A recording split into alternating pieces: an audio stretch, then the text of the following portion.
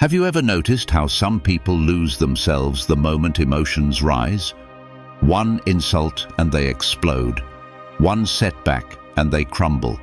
One fear and they freeze. But what if I told you that the moment you stop letting emotions control you is the moment you take back your life? It's like a remote control with missing buttons.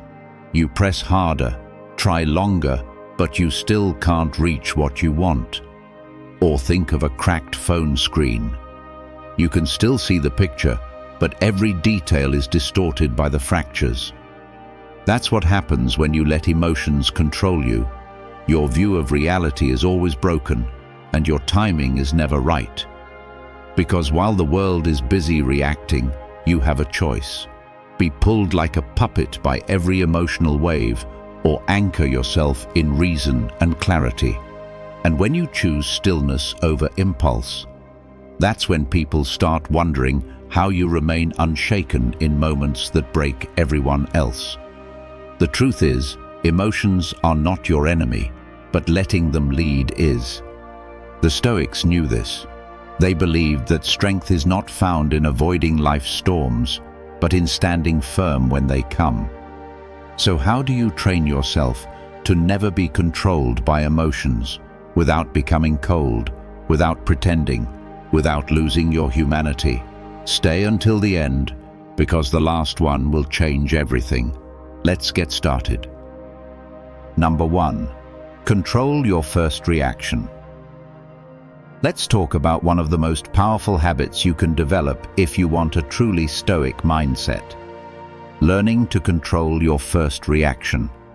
Most people don't realize this, but your initial emotional response is rarely your most rational one. That first flash of anger when someone insults you, the quick defensiveness when you're criticized, the rush of panic when something unexpected happens. Those reactions are raw, unfiltered, and often destructive. They're not carefully chosen. They're simply emotional impulses looking for an outlet.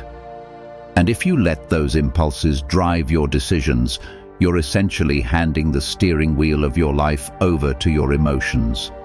Here's the truth. The first impulse is often the least wise. Acting on it can turn a small problem into a bigger one. That sharp comeback you blurt out in the heat of the moment. It might feel good for a second, but it could damage a relationship you actually value. That hasty decision made out of fear, it might close doors you'll later wish you'd kept open. When you slow down, when you take that extra breath before speaking or acting, you're doing something powerful. You're turning impulse into intention. This is where Stoic wisdom comes in.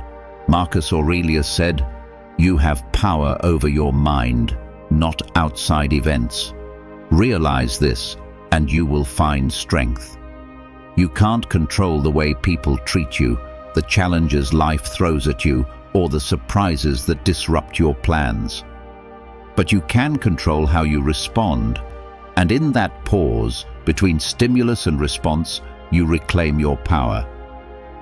Let me share a story. A friend of mine, let's call him Michael, once told me about a meeting at work where a colleague publicly challenged one of his ideas.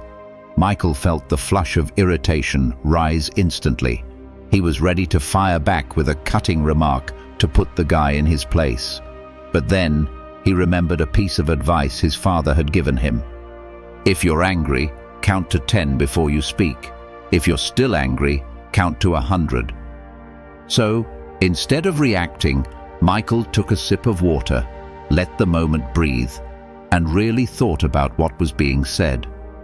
By the time he responded, his words were calm, measured, and far more persuasive than they would have been if he'd lashed out. Later, that same colleague admitted that he hadn't intended to attack Michael's idea. He had just misunderstood it.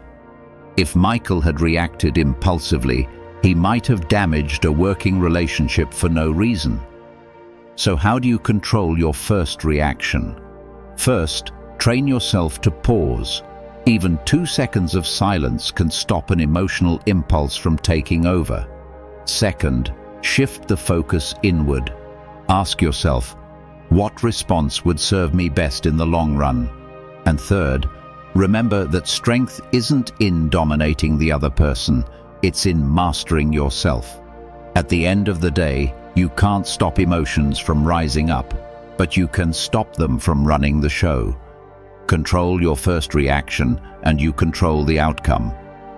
That's the difference between living at the mercy of your emotions and living with the calm, unshakable clarity of a Stoic.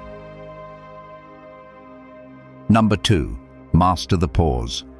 Let's talk about a skill that seems simple but can completely change the way you handle life. Learning to master the pause.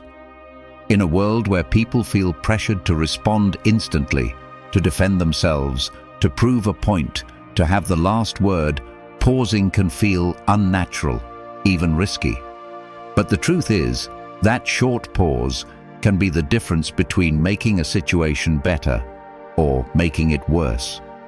The seconds you take to breathe before you speak or act can prevent days, months, or even years of regret. Here's the truth. In moments of anger, silence is strength, not weakness. Most of us have been taught to speak our mind. But the problem is that when emotions are high, our minds aren't always thinking clearly. That pause, those few moments of quiet, allows your logic to catch up to your feelings. It's like creating a safety buffer between you and a decision you might regret. The Stoics understood this deeply. Zeno of Citium, the founder of Stoicism, said, "Better to trip with the feet than with the tongue." A stumble while walking might bruise your knee. A careless word can bruise a relationship beyond repair. Once something is said, it can't be taken back. You can apologize, but you can't erase the memory of what was spoken in anger. That's why a pause is not weakness. It's wisdom in action. Let me share a story. A woman I know, let's call her Emily, once told me about a conflict she had with her younger brother. He had made a decision that frustrated her, one that she thought was irresponsible. She was ready to call him and set him straight. She even had the whole speech prepared in her head, sharp, cutting, and certain to put him in his place. But right before dialing, she remembered a piece of advice her mentor had given her. When you feel the urge to react instantly, wait until the urge passes. Then decide if you still want to say it. So she waited. She took a walk, made herself some tea, and let a few hours pass. When she finally called him, her tone was different, not sharp, but curious. She asked why he made the decision, listened to his reasoning, and realized that while she wouldn't have chosen the same path, his choice made sense for his situation. If she had called in the heat of the moment, she might have caused an unnecessary rift in their relationship. That pause saved them from weeks of tension. So, how do you master the pause? First, create a habit of breathing before you respond. Even 3 slow breaths can shift your state of mind. Second, give yourself permission to delay. You don't need to answer every question or address every conflict immediately. And third, use silence as a tool. Sometimes the best response is no response until you've thought it through.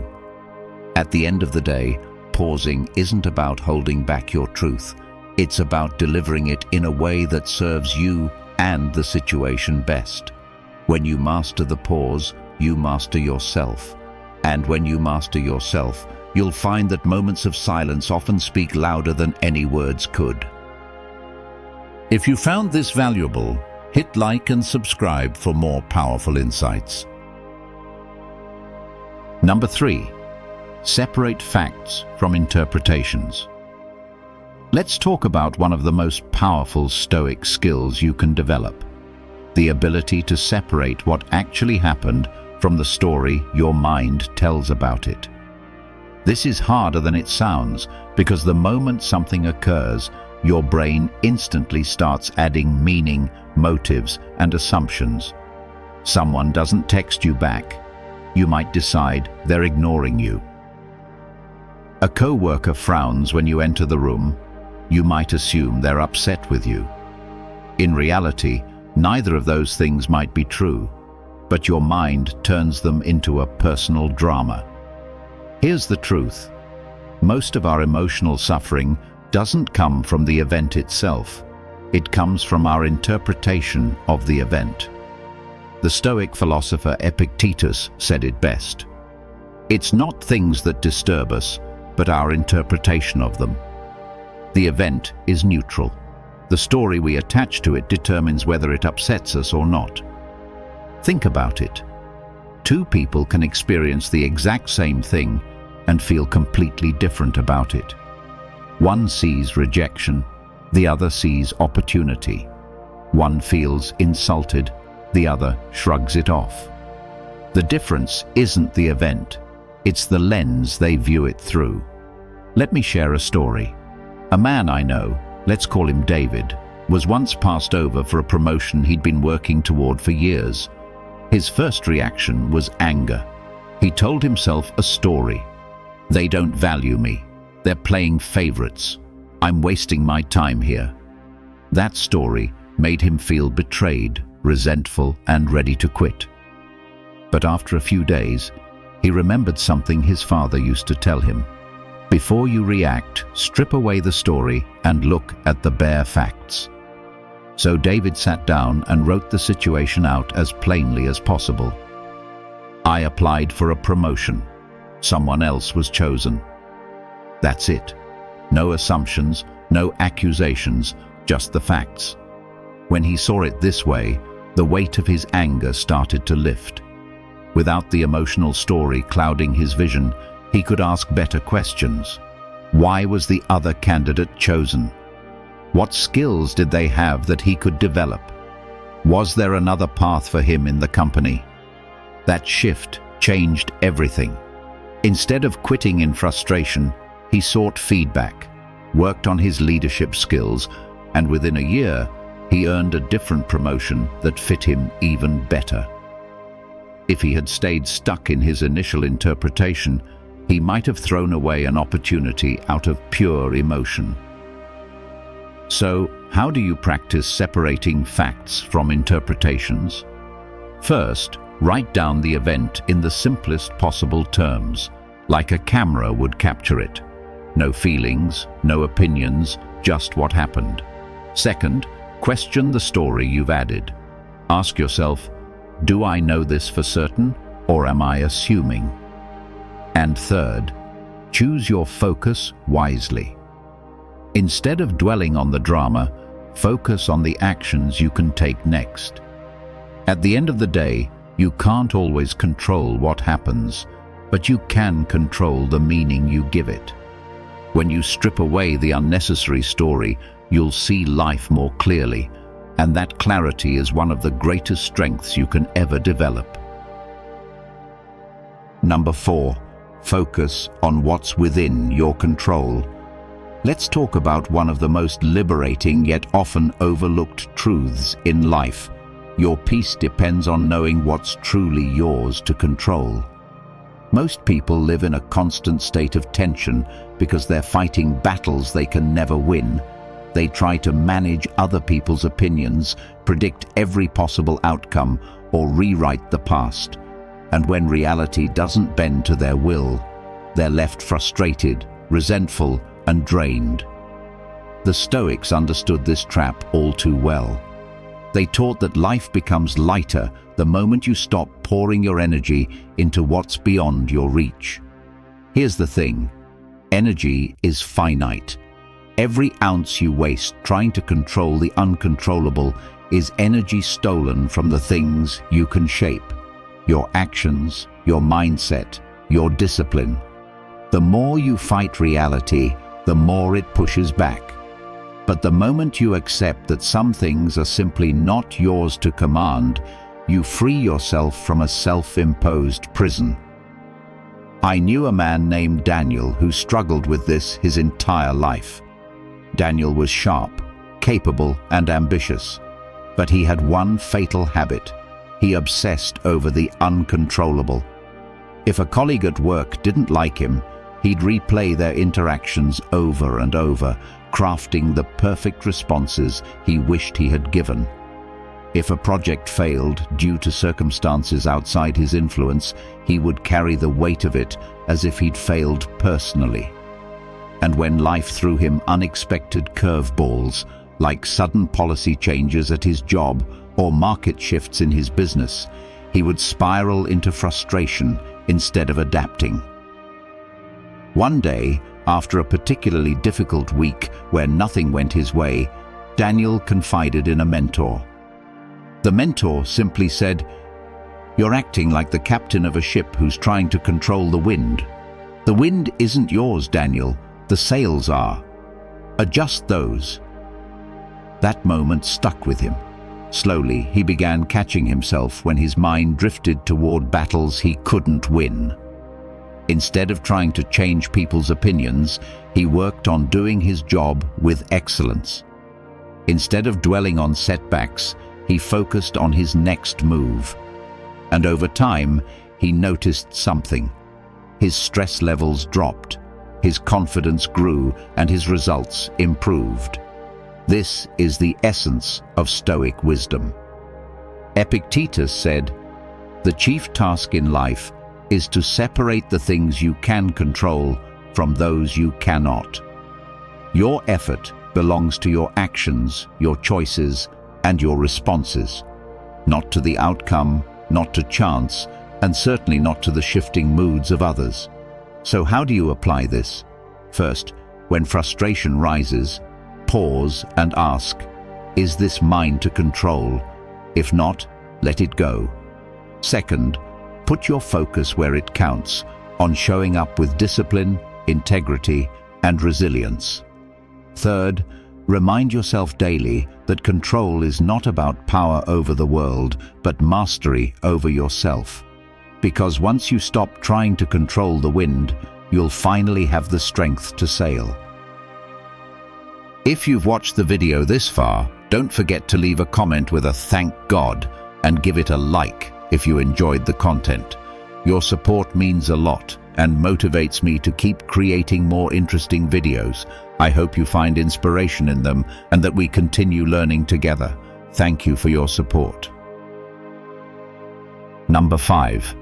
Train yourself to see setbacks as teachers. Let's talk about one of the most important mental shifts you can ever make. Seeing setbacks not as punishments, but as teachers. Most people meet difficulties with resistance. They get angry, they complain, or they sink into self-pity. But the truth is, life doesn't hand you obstacles just to watch you suffer. It hands you obstacles to shape you, to train you, to reveal parts of yourself you wouldn't discover otherwise. The Stoics understood this better than anyone. Marcus Aurelius wrote, "The impediment to action advances action. What stands in the way becomes the way." In other words, the challenge isn't blocking your path. It is your path. The problem is, most of us are too busy asking, "Why me?"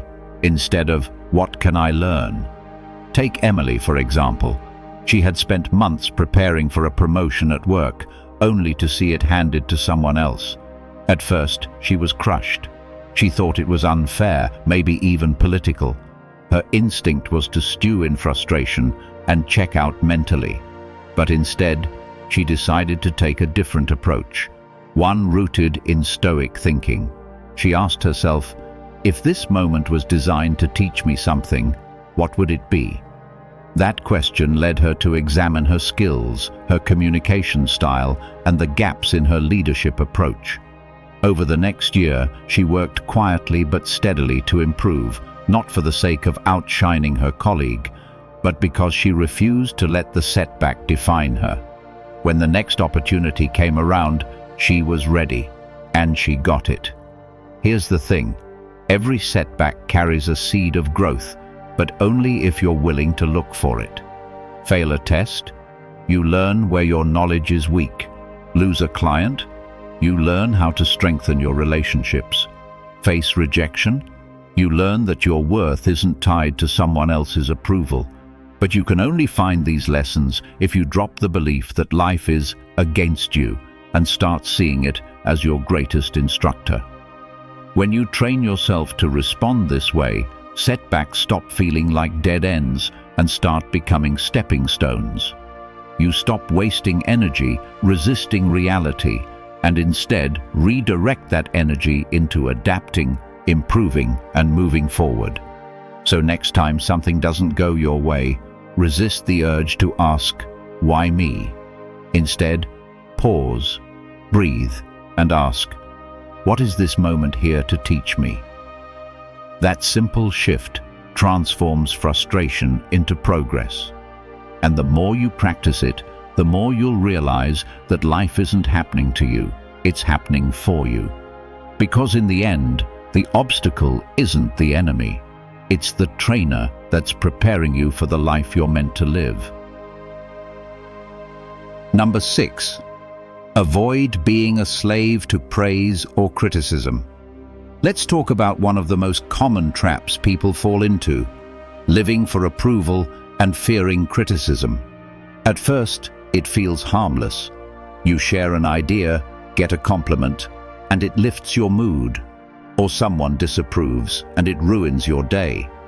Slowly, without even realizing it, your sense of worth begins to depend on how others react.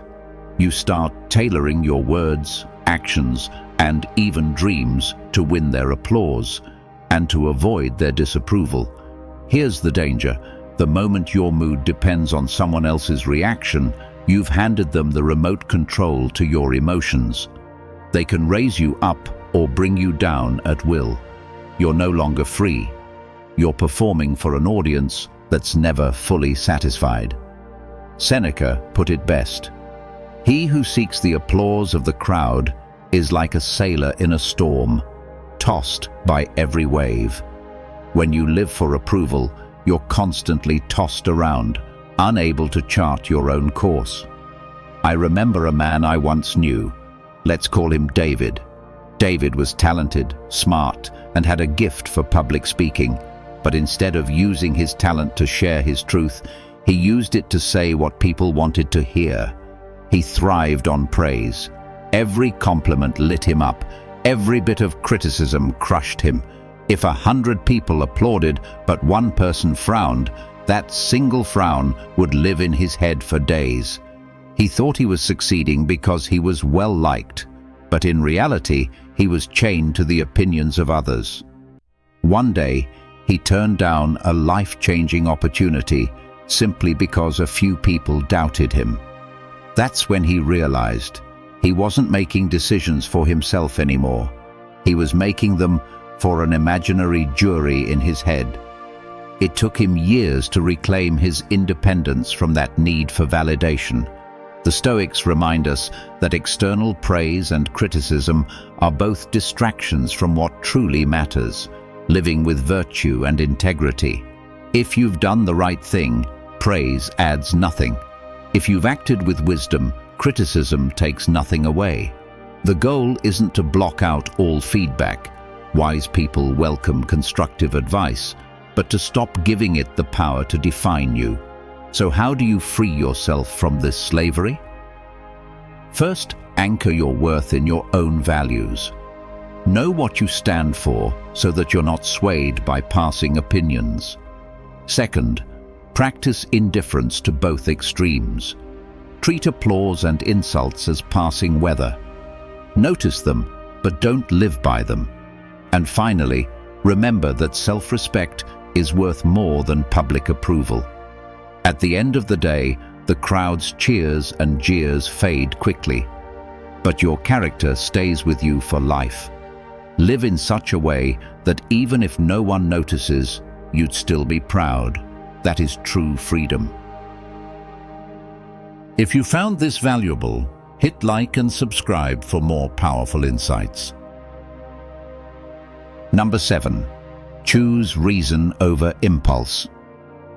let's talk about one of the most powerful skills you can develop: the ability to let reason lead while keeping emotion in check. Most people live the other way around. A strong feeling rises: anger, excitement, fear, and before they know it, they've spoken words they regret or taken actions they can't undo. It feels like the emotion is in the driver's seat and reason is just holding on for dear life. The Stoics saw this for what it is: a loss of control. They believed that emotions are natural signals, but they are not commands. You don't have to obey every impulse just because it shouts loudly. Zeno of Citium put it plainly: man conquers the world by conquering himself. And self-conquest begins with the discipline to pause, think, and then act, instead of letting your first emotional wave carry you away. I once knew someone named Michael who struggled with this. In business meetings, if someone challenged his idea, he would immediately fire back, defensive, sharp, sometimes even sarcastic. He believed he was standing his ground, but in reality, he was just surrendering to impulse. The more he reacted without thinking, the more he damaged relationships and credibility. Over time, he realized that the moments when he paused, listened, and responded with reason, even when frustrated, were the moments that built trust and influence. The truth is, emotions aren't the enemy. They're valuable messengers. Anger can signal injustice. Fear can signal risk. Excitement can signal opportunity. But when you hand them the steering wheel, they'll often drive you straight into trouble. Your job is to listen to the signal, then let reason decide what to do next. So, how do you practice choosing reason over impulse? First, create a gap between stimulus and response. When you feel a strong emotion, pause, even for a few seconds. Take a breath. Let the intensity settle before deciding. Second, ask yourself, what action aligns with my long-term values, not just my current feelings? This shifts your focus from momentary satisfaction to lasting integrity. Finally, remember that restraint is not weakness, it's mastery. The Stoics trained themselves to remain steady, no matter the emotional storm. This doesn't mean suppressing emotions. It means directing them, letting reason guide the course while emotion rides in the passenger seat. At the end of the day, impulse can make you quick, but reason makes you wise. And in a world where people constantly react without thinking, the one who pauses, considers, and then acts with clarity is the one who truly holds power. Control yourself, and you control the outcome. Number 8. Practice negative visualization. Let's talk about one of the most misunderstood but powerful Stoic habits, the practice of negative visualization. At first, it might sound strange. Why would you imagine losing the things or people you love? Why think about worst-case scenarios when life already has enough stress? But the Stoics didn't see it as pessimism. They saw it as preparation, gratitude, and mental strength. Here's the truth. Everything you value is temporary. Your possessions, your relationships, your health, none of them are guaranteed forever. When you imagine life without them, even for a moment, you strip away the illusion of permanence. Instead of making you hopeless, it makes you appreciate the present more deeply. That coffee with a friend feels warmer. The hug from a loved one feels tighter, and even the small moments of peace feel priceless. This is where Stoic wisdom comes in. Seneca said, "He robs present ills of their power who has perceived their coming beforehand."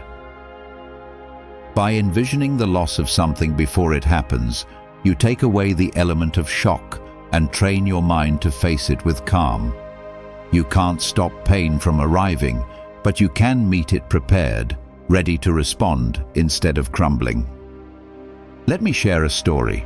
A man I know, let's call him David, used to fear losing his job.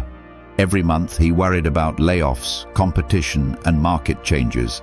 But then he started practicing negative visualization. Once a week, he would imagine what he'd do if he lost his position tomorrow, how he'd adapt, who he'd call, what skills he'd use. Over time, something amazing happened. His fear transformed into quiet confidence. He no longer panicked over rumors at work because he had mentally rehearsed the worst and knew he could handle it. Ironically, this calm made him perform better, and he became one of the most trusted people in his company. So, how do you practice it? First, choose something you value: your home, your health, your relationships. Spend a few minutes imagining what life would be like without it. Second, instead of sinking into sadness, focus on the gratitude it sparks. Appreciate that it's still here today. Third, let it guide your actions. If imagining losing a friend makes you realize you've been distant, pick up the phone and call them. At the end of the day, negative visualization is not about living in fear, it's about living in awareness. When you prepare your mind for loss, you protect yourself from emotional collapse and deepen your appreciation for what's here now. That's not pessimism, that's strength.